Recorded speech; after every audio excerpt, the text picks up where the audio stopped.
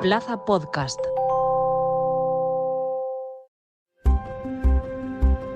La entrevista de Alicante Plaza. Esta semana tenemos en la entrevista de Alicante Plaza a Juan Carlos Girauta, número 3 en la lista de Vox a las elecciones europeas, al Parlamento Europeo, el próximo 6 de junio. ¿Qué tal, Juan Carlos? ¿Qué tal todo? Pues muy bien, encantado de hablar contigo, Jorge. Igualmente, siempre es un placer, ya lo sabes. ¿Cómo afrontas esta campaña, ¿no? Que queda mes y medio, ¿no? Para que sean las elecciones. ¿Cómo afrontas pues este cambio de estar pues un poco ahí en la retaguardia, ¿no? Como columnista, a volver pues al circo político, ¿no? A la arena política, mejor dicho. Sí, porque la verdad es que tengo pocas ganas de circo. La vuelta a la arena política la afrontó como un acto de mucha responsabilidad, dadas las circunstancias en las que ahora mismo se encuentra Europa en su conjunto, ¿no? Y muy concretamente España, que atraviesa una terrible crisis de valores institucional y de disgregación nacional y de disolución de la democracia liberal, ¿no? Por lo tanto, entre los problemas que de por sí tiene Europa, Occidente en su conjunto, pero Europa muy especialmente, la necesidad de dejarse de utopías baratas y de tomar cierta perspectiva realista que le ha faltado hasta ahora. Y por otra parte, también la necesidad de que nuestros socios europeos comprendan lo que está sucediendo en España, que se está convirtiendo en una autocracia y que está abandonando los principios, no ya los principios democráticos, sino los principios que posibilitan a cualquier país entrar en el club de la Unión Europea, ¿no? La división de poderes, la transparencia, el rendimiento de cuentas de los gobernantes, en fin, todos esos asuntos. Por eso te digo, entrar en volver a la arena política y volver dentro de la Unión Europea, dentro de una institución como es el Parlamento Europeo, pues es sobre todo una gran responsabilidad.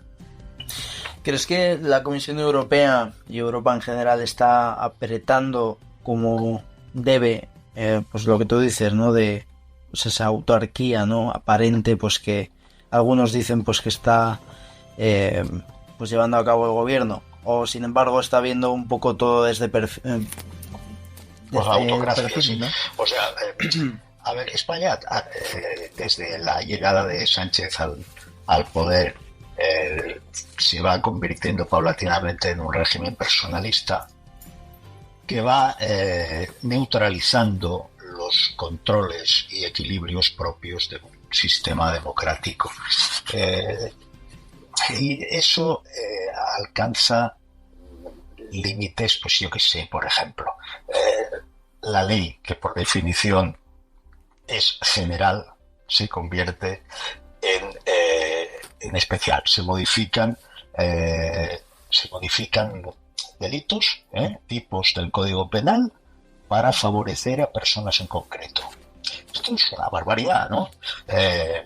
Se pacta por parte del gobierno, un gobierno que ha estado afirmando durante mucho tiempo que la amnistía es inconstitucional, cambia de opinión repentinamente porque necesita los 7 votos de Junts, ¿no?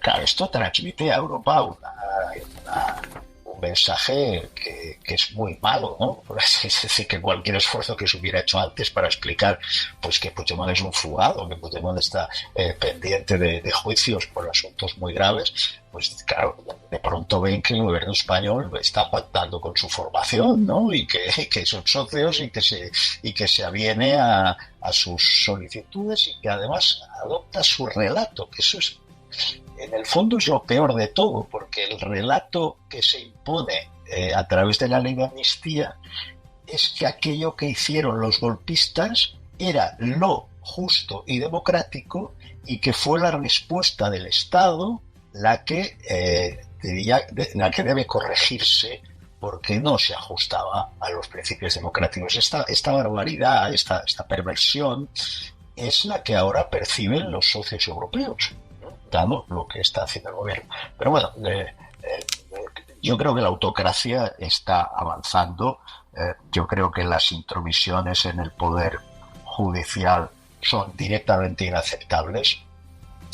La utilización de la fiscalía como un tentáculo del gobierno, sin disimulo alguno, el intento actual de traspasar la instrucción judicial a los fiscales sin haber dotado a esos fiscales previamente de independencia, las amenazas directas, insultos personales en sede parlamentaria a jueces por su nombre y apellido, ¿no? La amenaza de juzgar a los jueces en una especie de parlamento constituido en tribunal.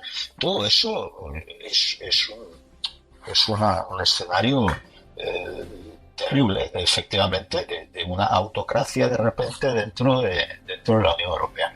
Y tampoco es muy halagüeño el hecho de que algunos de los socios europeos hayan tomado partido por los golpistas al no atender en su momento a las euroórdenes, ¿no? A la detención de Puigdemont, o haberlo mantenido durante toda esta legislatura en su puesto de eurodiputado con su inmunidad, etcétera, a pesar de que no juró o prometió el cargo en España, en el Congreso de los Diputados, que es donde se promete o jura el cargo antes de convertirte en eurodiputado, ¿no? Es decir que y eso ha salido de las propias instituciones europeas que hay. Me gustaría saber qué pasaría si un tipo hubiera un golpe de estado en Francia o en Alemania, estuviera intentando hacerse pasar por eurodiputado, sí, hacerse pasar porque no ha cumplido los requisitos que su país exige para convertirse para tener ese estatus. Es decir, que España está enviando un mensaje muy, muy confuso y quizá eso, pues, quizá no, ese es uno de los campos en los que hay que trabajar, ¿no? Hay que contar lo que sucede, hay que contar la verdad. Dices, pues, en una entrevista, ¿no?, que siempre has estado un poco en los proyectos que han plantado cara al nacionalismo, ¿no?, como estás ahora, pues, en Vox. Entiendo, o quiero entender, ¿dejas fuera de la ecuación al Partido Popular? ¿Crees que el Partido Popular no planta cara al nacionalismo, al menos a día de hoy? Pues sí, yo creo que el Partido Popular no planta cara al nacionalismo, por lo menos no le planta cara en la medida en que lo merece, ¿no? El Partido Popular ya da señales de eso desde hace mucho tiempo, ¿no? Nos vamos a retrotraer a las concesiones de Aznar en su día, que están muy lejos, pero bueno, yo fui testigo de cómo el Partido Popular te acariciaba el lomo de los separatistas de formas incomprensibles, ¿no? Yo recuerdo, por ejemplo, pues cuando votó a favor de que entraran tanto la gente de Junts como la de Esquerra en la Comisión de Secretos Oficiales, ¿no? Hay que decir, pero para ir al presente, el señor Feijóo es un señor que habla de naciones culturales cuando se refiere a Galicia o a Cataluña. El señor Feijóo es un señor que se ha vanagloriado de haber utilizado, hasta que llegó al puesto de presidente del Partido Popular, solo la lengua gallega en sus apariciones públicas. El señor Feijóo es el presidente gallego bajo cuyos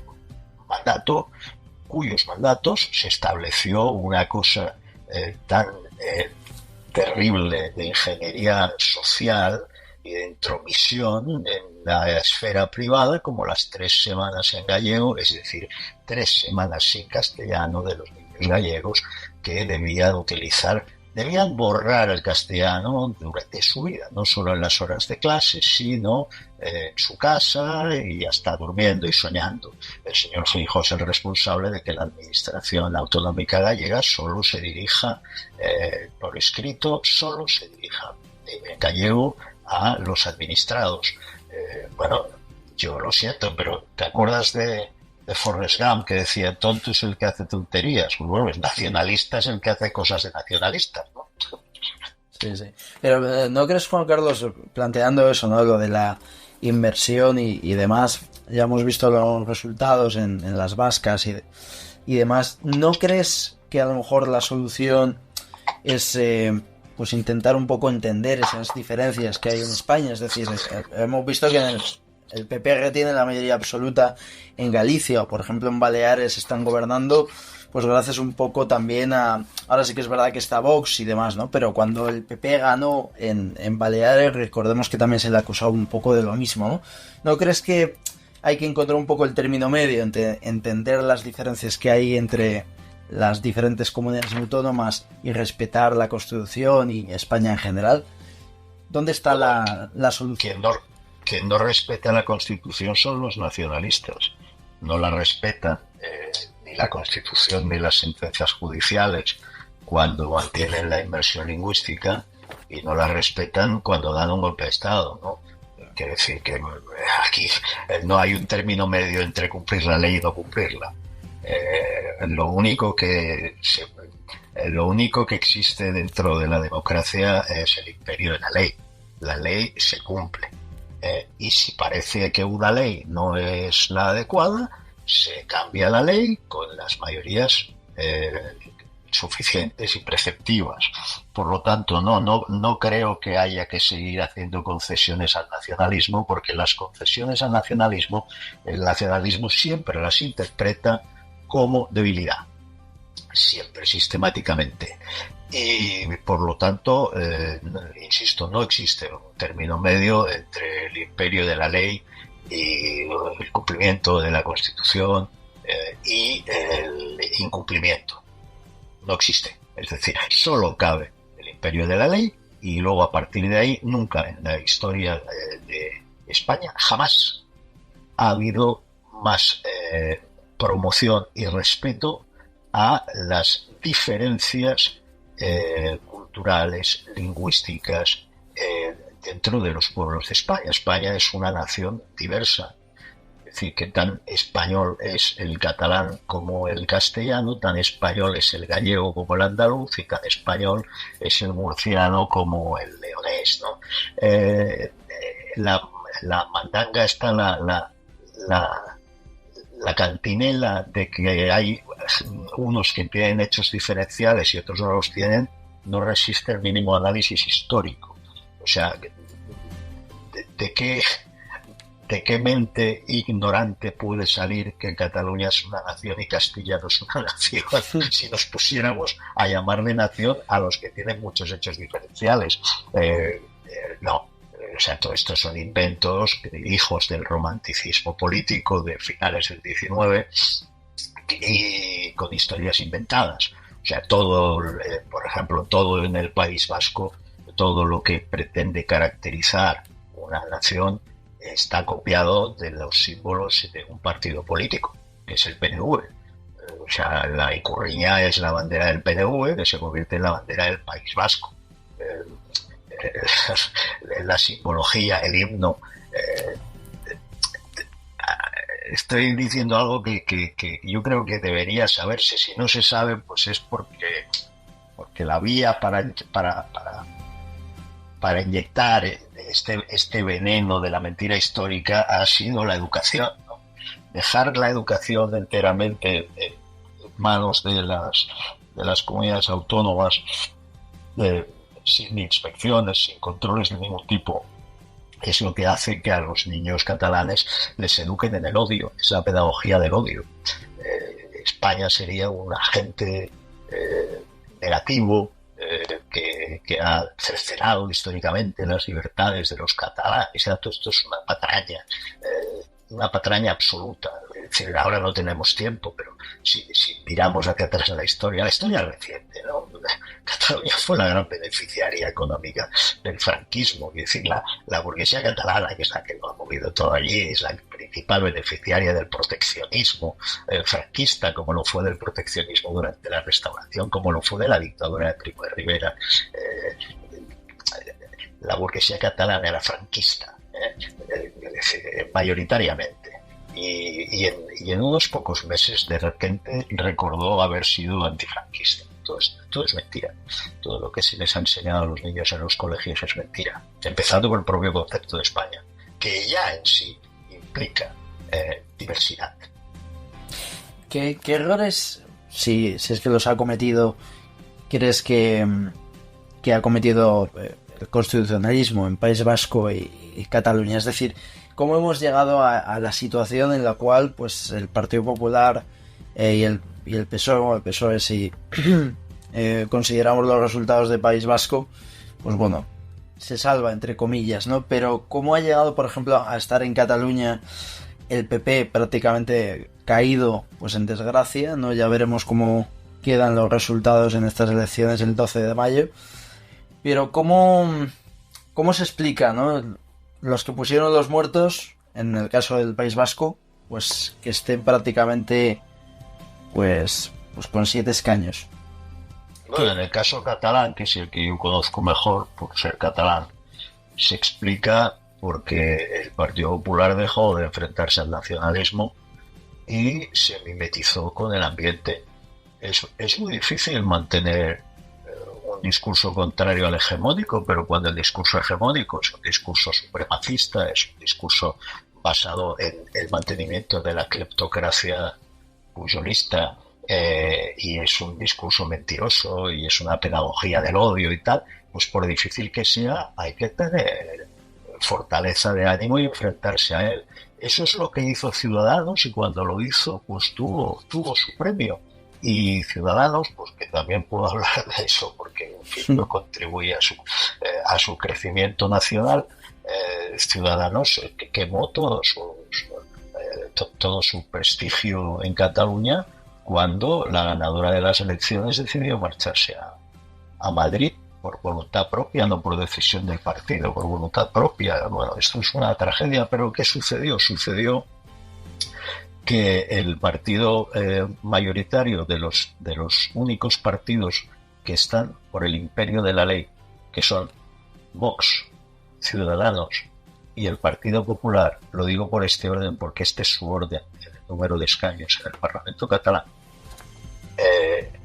se redistribuyeron.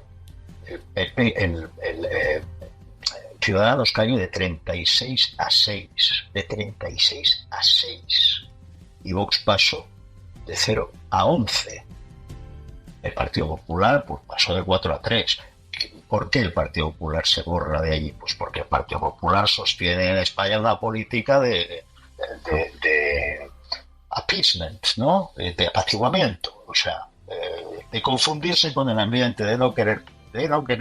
Claro, insisto, es duro enfrentarse, es duro cuando te entrevistan en TV3, en vez de intentar contemporizar, decirles, oiga, esta casa está dedicada a la intoxicación, y además es un dispendio absoluto, y además mienten sistemáticamente. Esta casa se dedica a la propaganda cuando es propiedad de todos los catalanes, porque es pública, ¿no? Esto es difícil porque la gente quiere que caer bien, pero es que hay gente a la que no se le puede caer bien cuando se dice la verdad. Entonces, ¿qué sacrificamos? Desde luego la verdad no se pudo sacrificar. Por eso fue el primero de los 3 partidos que defienden el imperio de la ley en Cataluña. Tuvimos en el podcast a Jaime Mayor Oreja, ¿no? Y dijo claramente que la derecha, desde su punto de vista a día de hoy, no tenía un proyecto para España, ¿no? Y sí que es verdad, Juan Carlos, que a mí a veces me da un poco la sensación de que hay demasiada obsesión con Pedro Sánchez, pero no hay una alternativa a su política. Es decir, no me estoy acordando de Aznar, ¿no? Cuando decía, oye, gobernar, vale, está muy bien, pero ¿para qué, no? ¿Crees que la derecha tiene un proyecto alternativo de verdad a Pedro Sánchez? Es decir, muchas veces me da la sensación de que oye, vale, quitamos a Pedro Sánchez, pero después de eso, ¿qué hacemos? ¿Sabes? O sea, siento que no hay una pantalla en el juego de la política cuando Pedro Sánchez ya no esté. No sé si me explico. A ver, si hablamos en términos estrictos, es muy difícil considerar al Partido Popular un partido de derechas. El Partido Popular es un partido socialdemócrata. El Partido Popular es un partido que ha asumido y asimilado la terminología y las categorías propias de la izquierda hegemónica occidental. El Partido Popular no habla de violencia machista, sino de violencia de género, sin darse cuenta de que al decir de género está asumiendo una ideología que viola la igualdad, el principio de igualdad ante la ley. Es decir, no tienen la fuerza moral para decir yo no me sumo a su lenguaje, yo no me sumo a su discurso. Pero eso incluso lo podemos decir de algunos. Hay otros que no es que no tengan la fuerza moral. Hay otros que es que comparten plenamente la visión woke del mundo. Y por lo tanto es muy difícil insertar, salvo por costumbre, al Partido Popular en ninguna derecha. El Partido Popular no es un partido conservador. El Partido Popular es un partido socialdemócrata que acepta al cabo de 3 o 4 o 5 años aquello que ha estado rechazando previamente de los socialistas. Los socialistas, desde luego, ya no son un partido socialdemócrata, son un partido entregado al wokismo, que es una extrema izquierda delirante, porque ya no atiende a los criterios que antes definían a la izquierda, que al fin y al cabo remitían a la lucha de clases del marxismo, ¿no? Con todas sus adaptaciones y tal. El Partido Socialista no está en eso, está en las causitas woke, en las causas, yo qué sé, pues en la leyenda negra, por ejemplo. ¿Por qué un gobierno de España envía a la vieja de iglesia a una artista que se dedica desde toda su vida a difundir la leyenda negra? Parece raro, ¿no? ¿Tú crees que un país, cualquier otro país europeo, haría una cosa similar? Vendería por el mundo. Y eso lo hace precisamente España, que es el país del mestizaje. El país que cuando ocupaba 20 millones de kilómetros cuadrados se dedicaba a mezclarse con los pueblos indígenas, ¿no? Tú imagínate lo que podríamos decir de Bélgica, ¿no? Que tenía zoos humanos en Bruselas todavía en los años 50 del siglo XX, o que tenía el Congo lleno de gente mutilada por las autoridades, y que era una propiedad personal del rey Leopoldo, ¿no? Tú imagínate lo que podríamos decir de las colonizaciones inglesas, ¿no? Mientras los indios en el siglo XVI en algunos casos llegaban a ser catedráticos bajo el Imperio Español, los indios que cayeron en manos de los ingleses fueron exterminados. Es decir, que todo esto, dices, claro, hay una obsesión con Pedro Sánchez. No es que hay una obsesión, es que hay un tipo que está desmontando la unidad de España, la democracia y el prestigio del país. Es decir, que está trabajando contra aquello que cualquier gobernante debería proteger, ¿no? Las libertades, la unidad nacional, el prestigio internacional. ¿Por qué Pedro Sánchez es el único líder al que ha felicitado una organización terrorista como Hamas? O sea, ¿qué bien le hace a España que aparecer como el único país empeñado en reconocer ya un Estado palestino, cuando no hay fronteras delimitadas, ni hay un interlocutor válido, un gobierno efectivo, ni muchísimo menos le pone condicionantes de tipo democrático? ¿Por qué es el único? Bueno, pues claro, ¿cómo no se va a obsesionar mucha gente con Pedro Sánchez? Pedro Sánchez es un traidor, para empezar, ¿no? Es un traidor en la medida en que ha pactado con las fuerzas anti-españolas, las fuerzas que quieren acabar con la unidad de España y las fuerzas que quieren imponer por vías inconstitucionales independencias, y por lo tanto, pues que para eso necesita violar la Constitución, hacer leyes ad hoc. Bueno, yo no creo que se trate, en el caso de los que actúan desde la política, de una obsesión, ¿no? La obsesión puede estar en mucha gente de la calle que ve cómo sucede esto. Yo creo que se trata de tomar conciencia de que antes de pasar a hablar solo en positivo, ¿no? Nuestro proyecto es este, nuestro programa es este. Pues lo primero que hay que hacer es limpiar. Hay que concentrarse primero en cómo librarse de Sánchez, ¿no? Democráticamente. En segundo lugar, cómo regenerar un Estado que ha degenerado, ¿eh? Cómo regenerar las instituciones, la forma de elección del gobierno de los jueces, pues los papeles de los órganos de supervisión y control, de la acción del gobierno, todas esas cosas, ¿no? La independencia judicial, la lealtad de los gobiernos autonómicos, que si no es de grado deberá ser por fuerza. Y una vez regenerado todo esto, uno encuentra que sí, que efectivamente en Vox hay proyectos de gobierno perfectamente distinguibles de la izquierda, del wokismo, que es lo que es hoy la izquierda, pero no en el PP. En el PP hay un discurso que en realidad elude la política. Dice, lo importante es la gestión. Lo importante es la gestión y la economía. Eso es, como decía Franco, haga como yo, no se meta en política. ¿Sabes? Sí, pues Juan Carlos, ha sido un placer, que tienes igualmente. Y nada, pues gracias por estar con nosotros en la entrevista. Gracias a ti, Jorge, un abrazo. Un abrazo muy fuerte.